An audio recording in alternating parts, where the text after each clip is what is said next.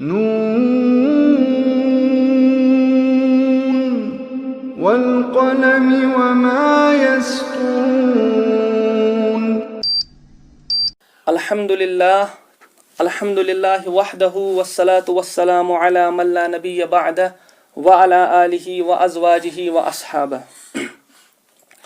قال الله تعالى في القرآن الحكيم: أعوذ بالله من الشيطان الرجيم، بسم الله الرحمن الرحيم. اقرأ باسم ربك الذي خلق الإنسان من علق اقرأ وربك الأكرم. صدق الله العظيم. السلام علیکم ورحمۃ اللہ وبرکاتہ. وعلیکم السلام ورحمۃ اللہ وبرکاتہ. درس قرآن سے پہلے کچھ چیزوں کا جاننا بہت ہی ضروری ہے.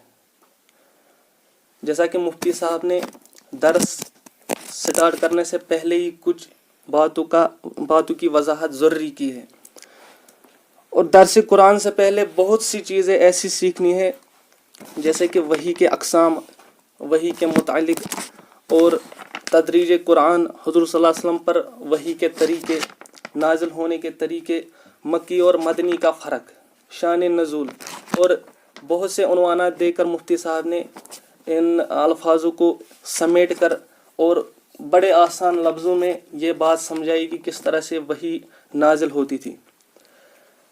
محترم عزیزو، وحی کی ضرورت مفتی صاحب نے پہلا عنوان یہ باندھا ہے کہ ہر مسلمان جانتا ہے کہ قرآن رسول اللہ صلی اللہ علیہ وسلم پر نازل ہوا ہے، اور یہ وحی کے ذریعے رسول اللہ صلی اللہ علیہ وسلم پر نازل ہوا ہے، اور وحی کے ذریعے انسان کو یہ بتلایا گیا ہے کہ کس طرح سے وہ کائنات میں جتنی بھی اشیاء ہے، جتنی بھی چیزیں موجود ہیں، ان کا صحیح ڈھنگ سے کس طرح سے استعمال کرے. جتنی بھی چیزیں ہیں، چاہے کھیتی ہو، چاہے کوئی بزنس ہو، جاب ہو، کوئی بھی پڑھائی کے سلسلے میں جتنے بھی چیزیں ہیں، اللہ نے ان کے احکامات قرآن کریم میں نازل کیے ہیں. اور ساتھ ساتھ جب ہم ان اشیاء کو، ان چیزوں کو استعمال کریں گے، اور اس کے بعد ہمیں یہ مد نظر ضروری رکھنا ہے کہ آیا یہ اللہ کے احکامات کے مطابق ہے یا نہیں. دوسری چیز کہ جب ہم ان اشیاء کا استعمال کریں گے، مثال کے طور پر میں اس موبائل کو یوز کرتا ہوں، آیا کہ اس کی ایبیوزنگ جو غلط استعمال ہے، کیا یہ اللہ کو پسند ہے یا اللہ کو پسند نہیں ہے. یہ دو باتیں یہاں پر ضروری سمجھنی ہے. ان دو باتوں کا پتہ ہمیں کیسے چلے گا؟ یہ صرف ہمیں علم سے حاصل ہو سکے گا. علم کی ضرورت ہے کہ کس طرح سے ہم کسی چیز کو استعمال کریں، اور اس کے بعد یہ کیسے اس کو متعین کرے کہ آیا اس چیز کے استعمال پر کیا میرا رب اس سے راضی ہے یا نہیں. اس کے لیے علم کی ضرورت ہے. اور مفتی صاحب نے یہاں علم کی 3 اقسام یہاں پر لکھے ہیں. پہلی قسم اس کی حواس خمسہ سینس آرگنز، کان ہے، ناک، آنکھ، جو بھی سینس آرگنز ہے. مثال کے طور پر پہلی چیز تو یہ ہے، اور دوسری چیز وہ یہ ہے کہ اللہ نے عقل دی ہے. عقل کے ذریعے بھی ہم کیا کچھ حاصل کر سکتے ہیں کہ کیا صحیح اور کیا غلط ہے. اور تیسری چیز جو ہے وہ وحی ہے. کیا ہے؟ وحی ہے. لیکن وحی ہر ایک پر نہیں آئے گی. مفتی صاحب نے بھی یہی بات کہی ہے کہ وحی عام انسانوں پر نہیں آتی ہے، بلکہ اللہ تعالیٰ اپنے مقرب بندو انسانوں میں سے ہی کچھ خاص بندوں کو چن لیتے ہیں، جنہیں ہم انبیاء کہتے ہیں، نبی کہتے ہیں، رسول کہتے ہیں، پیغمبر کہتے ہیں. انہی پر کیا وحی نازل ہوتی ہے، چاہے قرآن کی شکل میں، تورات وغیرہ، صحیف وغیرہ کی شکل میں. ٹھیک ہے.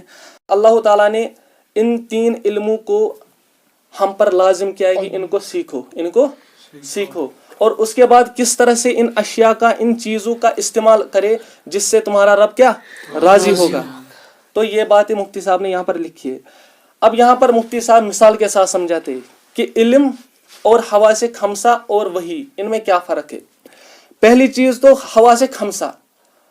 حواس خمسہ مثال کے طور پر مفتی صاحب نے یہاں مثال دی ہے کہ میں ایک دیوار کے سامنے گزر رہا ہوں, میں یہ اپنی آنکھوں سے, یعنی آنکھ کیا ہے؟ حواس خمسہ, سینس آرگنز میں سے. تو میں اپنی سینس آرگنز کے تھرو یہ جان سکتا ہوں کہ اس کا رنگ کیسا ہے, اس کا رنگ کیسا ہے. اور ایک ضرورت جو میرے عقل میں آئے گی, میرے دل و دماغ میں آئیں گی, وہ یہ ہے کہ اس کو بنایا کس نے, اس کو بنایا کس نے ہے. اور اس کو سمجھنے کے لیے مجھے عقل کی ضرورت پڑے گی, اس کو عقل کی ضرورت پڑے گی. اور یہ دو علم یہاں پر ہم نے یوز کر لیے. اب اس کے بعد جو تیسرا مقام ہے وہ یہ ہے کہ آیا کہ جو میں یہ دیوار بنا رہا ہوں, کیا یہ اللہ کے احکامات کے مطابق ہے؟ اس سے فائدہ کیا ہے, اس سے فائدہ کیا ہے؟ اگر میں بنا رہا ہوں تو اپنی پروٹیکشن کے لیے بنا رہا ہوں, کیا اس کی اجازت قرآن میں ہے؟ ٹھیک ہے, یہ تینوں علوم کیا ضروری انسان کو حاصل کرنے ہیں. اب اس کے بعد مفتی صاحب نے ایک اور مثال دی ہے. مفتی صاحب لکھتے ہیں کہ ایک پسٹول ہے, ایک گن ہے, تو میں اپنی آنکھوں سے اس کا سائز پتہ لگا سکتا ہوں کہ اس کا سائز کتنا ہے. ٹھیک ہے, یا اپنے ہاتھ سے جو سکن ہے, ہاتھ ہے, جو باقی سینس آرگنز ہے, ان سے اس کا سائز کیا پتہ لگایا جا سکتا ہے. اور اس کے بعد جب یہ چلے گی تو اس کی جو بو ہے وہ اچھی ہے یا بری ہے, یہ ہم کیا ہماری ناک جو ہے نا فیصلہ کر لے گی. اب اس کے بعد اور ایک چیز ہے, میرے دماغ میں ایک اور چیز آئے گی کہ اس کو بنایا کس نے ہے, اس کو بنایا کس نے ہے. وہ حاصل کرنے کے لیے عقل کی ضرورت پڑے گی. ٹھیک ہے, اور اس کے بعد ایک اور مقام ہے, وہ ہے وحی, کہ اس کا استعمال کس پر جائز ہے اور کس پر ناجائز ہے. یہ یہاں پر سیکھنا بہت ضروری ہے. وحی کی یہاں پر ضرورت ہے. مفتی صاحب لکھتے ہیں کہ جہاں پر حواس خمسہ ختم ہو جاتے, جہاں پر علم ختم یہ عقل ختم ہو جاتی ہے, عقل کی سوچ ختم ہو جاتی ہے, وہاں سے وحی کا سلسلہ شروع ہو جاتا ہے. لیکن وہی چونکہ وحی کا سلسلہ بند ہو چکا ہے, اب کوئی نبی پیدا نہیں ہوگا, تو ہمیں قرآن کی طرف رجوع کرنا ہے. کہ قرآن سے جتنے بھی مسائل فقہاء نے یا رسول اللہ صلی اللہ علیہ وسلم نے اپنی احادیث مبارکہ میں جتنے بھی مسائل ہمیں بتائے ہیں, ان سے رہنمائی حاصل کرنی ہے. اور خاص کر کے جتنے بھی مسائل آج کی زندگی میں ہمیں پیش آتے درپیش آتے ہیں, اور فقہاء کی طرف رجوع کرنا ہے. وہ مسائل کا استنباط کرتے ہیں, قرآن پاک سے مسائل کو نکالتے ہیں, احادیث سے مسائل نکالتے ہیں, تو وہی ہماری کیا رہنمائی کرے گی. مثال کے طور پر عقل سے میں یہ سوچوں گا کہ بھائی اگر میں اس کو چلاؤں کسی پر, تو یہ تو بہت بری بات ہے, یہ تو بہت بری بات ہے. ایک تو یہ میرے دماغ میں آیا. دوسری چیز کہ آیا کہ کسی نے کسی کو, قاتل نے مقتول کو مار ڈالا, کسی نے کسی کو مار ڈالا. اب اس کے بعد میرے دماغ میں یہ آئے گا کہ آیا کہ اس کی بیوی تو بیوہ ہو چکی ہے, اس کے بچے تو یتیم ہو چکے ہیں. اب جو قاتل ہے کیا اس کو میں سزا دوں؟ تو یہ تو دوسرا جو ہے نا انکشاف میرے دماغ میں آ جائے گا. تیسرا کیا آئے گا کہ بھائی اگر میں اس کو مار ڈالوں, قاتل کو مار ڈالوں, تو اس سے اب وہ مقتول جو ہے وہ تو واپس نہیں آئے گا, وہ تو واپس نہیں. تو یہ عقل جو ہے مجھے الجھن میں ڈال دے گی. اب یہاں پر وحی کی ضرورت پڑتی ہے. اگر یہ ناحق قتل کے دائرے میں آتا ہے تو پھر تو استعمال جائز ہے, قصاص لینا ضروری ہے.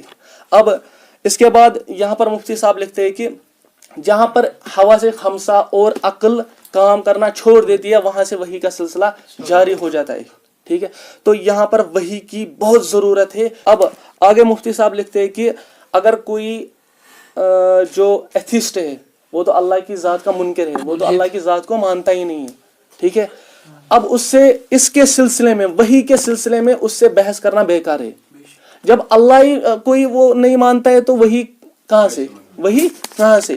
تو مفتی صاحب لکھتے ہیں کہ اگرچہ وہ تو جس خدا نے عالم کو بنایا ہے, اس کائنات کو بنایا ہے, وہی قادر مطلق ہے, وہ اس سمجھنے سے بہت ہی قاصر ہے. وہ ایتھیسٹ ہے کہ وہ تو کہتا ہے کہ اس سے اگر آپ سوال پوچھیں کسی ایتھیسٹ سے جو اللہ کی ذات کا منکر ہے, اس سے کہے کہ بھائی تم تو اللہ کو نہیں مانتے ہو, نعوذ باللہ, تو بتاؤ کہ یہ دنیا کیسے بنی, مینا کیسے برستا ہے, برف باری کیسے ہوتی ہے, وہ کہے گا خود بخود, وہ کہے گا خود بخود. یہ تو ایک ان کو جھانسا دینے کے لیے, ان کو جو نا ان کو پھنسانے کے لیے یہ آسان طریقہ ہے کہ وہ کہے گا خود بخود. جو پیڑ کیسے اگتے ہیں خود بخود, وہ کہے گا خود بخود خود بخود. وہ تو سب کچھ مانتا ہے خود بخود ہے, لیکن اللہ کو نہیں مانتا ہے خود بخود ہے. اللہ کو نہیں مانتا ہے خود بخود ہے. سب کچھ خود بخود ہے, لیکن اللہ کی ذات کا منکر ہے کہ وہ کیسے خود بخود ہے. اس پر سوال ٹھوکتا ہے. تو مفتی صاحب لکھتے ہیں کہ اللہ نے اس جو قادر مطلق ہے, جو الرحمن الرحیم مالک یوم الدین, اور اسی کی ہم عبادت کرتے ہیں, جو مالک کی جو نا یوم محشر کا مالک ہے, پوری کائنات کا مالک ہے, اس نے اس انسان کو بنایا. لیکن کیا بے وجہ بنایا ہے؟ ہاں, مثال کے طور مفتی صاحب لکھتے ہیں کہ بادشاہ نے اپنے وزیر کو بھیجا سفر کے لیے, تو یہ کیا بیکار کے لیے بھیجا ہے؟ ضروری کوئی نہ کوئی پیغام بھیجنا ہوگا. اپنے غلام کو بھیجا, ضروری اس کا مقصد, اس سفر کے پیچھے کوئی نہ کوئی ایسا راز ضرور ہے کہ جو اس کا مقصد بنتی ہے. کہ اس کا مقصد کیا ہے؟ شاید خط بھیجنا ہو, لیکن بیکار نہیں ہے. اسی طرح اللہ نے ہمیں بنایا ہے, لیکن بیکار نہیں چھوڑا ہے. کوئی نہ کوئی ذریعہ رکھا ہے کہ میں اپنے بندوں کو کسی کام میں لگا دوں, کسی کام میں لگا دوں, اور اس کام میں جب لگاؤں تو اس کا ذریعہ کیا ہونا چاہیے؟ وہ ہے وہی, وہ ہے وہی کی اشد ضرورت ہے. ٹھیک ہے, یہ جو وہی کا سلسلہ ہے, وہی کا سلسلہ ہے, یہ اللہ تعالیٰ نے چونکہ یہ اب بند ہو چکا ہے, اسی کے لیے ان ضروریات کو پورا کرنے کے لیے جو ہمیں وحی دیتی ہے, جو عقل نہیں دیتی, حواس خمسہ نہیں دیتے, وہ وہی ہمیں دیتی ہے. ان لوازمات کو پورا کرتے ہوئے اللہ نے اپنے مقرب بندے بھیجے, جنہیں ہم نبی کہتے ہیں, رسول کہتے ہیں. ان کو رسالت دی, ان کو وحی دی, قرآن دیا, تورات دیا, تاکہ بندوں کی رہنمائی ہو جائے. اور آخر میں رسول اللہ صلی اللہ علیہ وسلم کو اس کائنات میں بھیجا, اور آپ پر جو ہے نا, آپ ہی کے سر مبارک پر کیا ختم نبوت کا تاج سجایا. اب آپ کے بعد کیا کوئی نبی پیدا نہیں ہوگا. یہاں پر مفتی صاحب نے یہاں پر اس مضمون کو مکمل کیا ہے. اس کے بعد حضور صلی اللہ علیہ وسلم پر نزول وحی کے طریقے, کہ رسول اللہ صلی اللہ علیہ وسلم پر وحی کن کن جو ہے نا اصول و ضوابط اور کس طریقے سے کیا نازل ہوتی تھی. حضرت عائشہ صدیقہ رضی اللہ تعالی عنہا, صحیح البخاری میں حدیث ہے کہ ایک مرتبہ ایک صحابی جس کا نام حارث بن ہشام رضی اللہ تعالی عنہ ہے, انہوں نے پوچھا کہ یا رسول اللہ صلی اللہ علیہ وسلم, آپ پر وحی کس طرح سے آتی ہے, آپ پر وحی کس طرح سے آتی ہے؟ تو رسول اللہ صلی اللہ علیہ وسلم نے جواب میں فرمایا کہ مجھے کبھی جب وحی آتی ہے تو مجھے کبھی گھنٹی کی سی آواز سنائی دیتی ہے.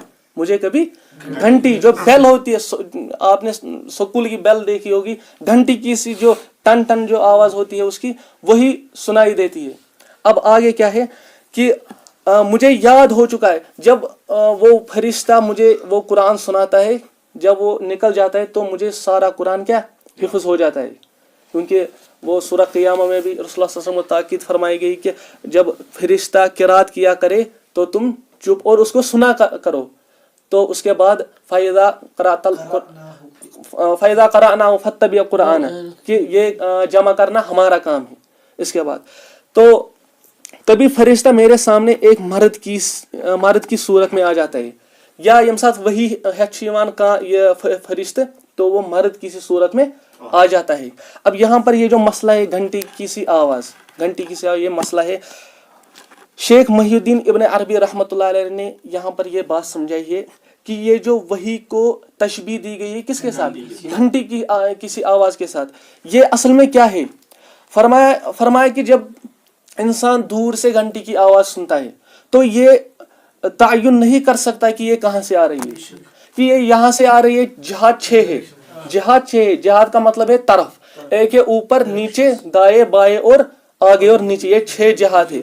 ان کا یہ تعین نہیں یہ آدمی کر سکتا ہے کہ یہ دائیں سے آ رہی ہے یا بائیں سے, پیچھے سے اوپر یا نیچے کہاں سے آ رہی ہے, تو اس کو وہ تعین نہیں کر سکتا.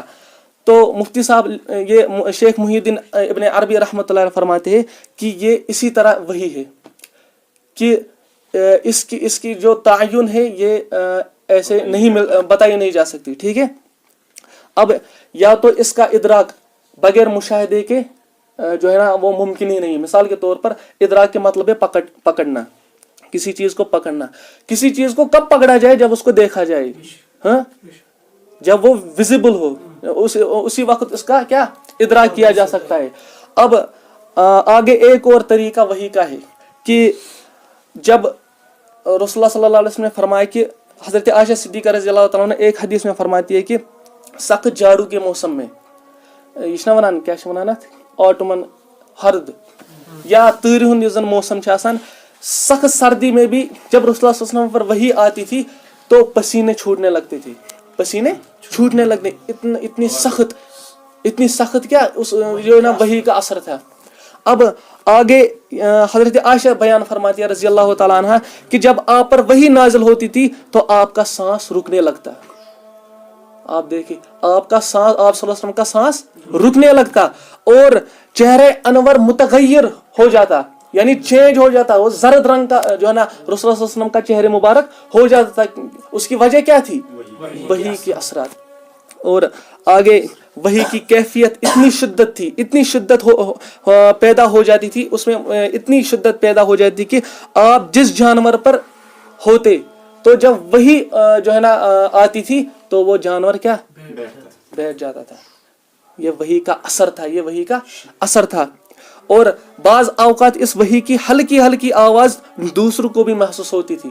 چنانچہ حضرت عمر رضی اللہ تعالیٰ عنہ فرماتے کہ جب آپ صلی اللہ علیہ وسلم پر وحی نازل ہوتی تھی تو آپ کے چہرے انور کے قریب شہد کی مکھیوں کی بھنبھناہٹ جیسی آواز آتی تھی. جیسے مکھیاں وہ کرتے ہیں تن تن کرتی ہے, تو اسی جیسی کیا آواز ہمیں محسوس ہوتی تھی آپ کے چہرے انور کے نزدیک. اور ایک طریقہ کیا ہے کہ حضرت زید بن ثابت رضی اللہ تعالیٰ عنہ فرماتے ہیں کہ ایک بار رسول اللہ صلی اللہ علیہ وسلم میری ران مبارک پر آرام فرماتے اور کیا ہوا کہ وحی آ گئی اور اس کا جو بھار تھا, اس کی جو سختی تھی اور وزن تھا, ایسا مجھے لگا کہ جو میری ران ہے وہ ٹوٹ جائے گی. اتنی کیا مشقت تھی کس میں؟ وحی میں. وحی کی دوسری صورت یہ تھی کہ کوئی فرشتہ یعنی جبریل علیہ السلام ایک صحابی کی شکل میں آیا کرتے تھے, اس کا نام دحیہ قلبی رضی اللہ تعالیٰ عنہ تھے. وہ دراصل خوبصورت تھے, خوبصورت, بہت ہی خوبصورت. وہ یہاں سے ملک شام سے آئے ہوئے تھے اور دحیہ قلبی اس کا نام تھا. تو اس کی شکل اختیار وہ فرشتہ کرتا تھا اور آپ کو وہی سناتا, قرآن سناتا. اس کے بعد تیسری سورہ مفتی صاحب نے یہاں پر لکھی ہے کہ حضرت جبریل علیہ الصلوۃ والسلام کسی انسان کی شکل اختیار کیے بغیر اپنی اصل صورت دکھاتے, لیکن یہ صرف 3 بار ہوا ہے. رسول اللہ صلی اللہ علیہ وسلم کی زندگی میں صرف 3 بار ہوا ہے. پہلا کون سا ہے؟ ایک مرتبہ اس وقت جب آپ نے خود حضرت جبریل علیہ الصلوۃ والسلام کی اصل شکل میں دیکھنے کی خواہش فرمائی. جب آپ نے جبریل علیہ السلام سے عرض کیا کہ مجھے خواہش ہو رہی ہے کہ میں تمہیں ظاہری اصل صورت میں دیکھوں, تو اس وقت حضرت جبریل علیہ السلام جو ہے نا اپنی ظاہری شکل میں جو ہے نا وہ مبعوث ہوئے. اور اس کے بعد دوسری مرتبہ معراج میں, یعنی بیری کے درخت کے وقت, وہاں سدرۃ المنتہا کے وقت.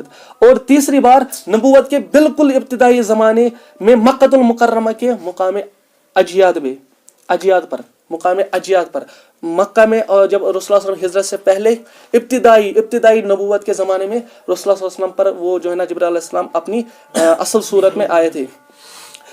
مفتی صاحب یہاں پر لکھتے ہیں کہ جو پہلے دو واقعات جو اصلی صورت میں اس کی سند بالکل مضبوط ہے. یہ جو تیسری صورت ہے مکہ مکرمہ میں اجیاد کے مقام پر, اس کی سند بہت ہی کمزور ہے. اس میں راویوں کے اندر شکوک ہے, مشکوک ہے, یعنی محدثین اس میں مشکوک ہے کہ آیا یہ سند صحیح ہے یا غلط ہے, آیا انقطاع ہو یا باقی معلق روایت ہو. اور چوتھی صورت براہ راست اور بلا واسطہ اللہ تبارک و تعالی سے ہم کلامی کی ہے. جب معراج کے موقع پر تو اس وقت اللہ تعالیٰ نے ہم کلام ہوئے, وہی تو وہی کی صورت ہے. حضور صلی اللہ علیہ وسلم کو بیداری کی حالت میں صرف ایک بار یعنی معراج کے وقت حاصل ہوئی. ایک مرتبہ خواب میں بھی اللہ تعالیٰ سے ہم کلام ہوئے ہیں, کہ اللہ تعالیٰ سے بھی ایک مرتبہ کیا خواب میں بھی ہم کلامی ہوئی ہے, دیدار بھی ہوا ہے اور ہم کلام بھی ہوئے ہیں. اپنے کانوں سے اللہ کو سنا بھی ہے اور دیکھا بھی ہے. ایک تو معراج میں جو جسمانی طور پر جو معراج رسول اللہ صلی اللہ علیہ وسلم نے کی, اس وقت بھی اللہ کا دیدار کیا اور خواب کی حالت میں بھی. وحی کی جو 5ویں صورت ہے، حضرت جبریل علیہ الصلوۃ والسلام کسی بھی صورت میں سامنے آئے بغیر آپ کے قلب مبارک میں کوئی بات القا فرما دیتے تھے۔ القا کے معنی ہے کہ وہ دل میں بات ڈالی جاتی تھی۔ اصطلاح میں اس کو نفث فی روح کہتے ہیں، نفث فی روح کہتے ہیں، یہ اصطلاح ہے۔ ٹھیک ہے، تو آج اتنا ہی۔ اللہ تبارک و تعالی عمل کرنے کی توفیق عطا فرمائے۔ ربنا ظلمنا انفسنا وان لم تغفر لنا وترحمنا لنكونن من الخاسرین۔ اللہ ہم سب کو کلمہ ایمان والی موت نصیب عطا فرمائے۔ اللہ ہمارے قلوب کو ایمان سے بھر دے۔ اللہ ہمارے جتنے بھی دوست احباب ہیں جو بھٹکے ہوئے ان کو راہ راست پر لائے، صراط مستقیم ہمیں عطا فرمائے۔ اللہ تعالی ہمیں حق بات کہنے کی توفیق عطا فرمائے۔ وآخر دعوانا ان الحمدللہ رب العالمین۔ سبيل الدموع سبيل مريح، تنهدى يا صاحي كي تستريح، وبث الدعاء الخفي الصريح يسعك الفضاء.